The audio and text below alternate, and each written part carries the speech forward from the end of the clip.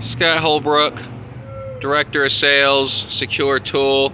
Just a quick video to show you how the AnyMount product can be used on an F-150 like we have here. If you look close, you'll see that we've got the pipe top version of the AnyMount product, and we can get up under there. You can see a little bit. They just got the length right there. Attached to the wheel weld. There are some pieces of cardboard here. What this is for is actually to prevent scratches on your truck.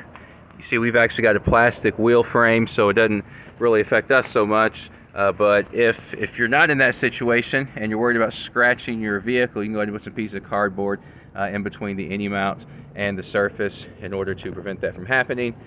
You see here, we've got a Secure Tool super ratchet attached to it, and then we throw it over the bed and we find our anchor point on the other side as well.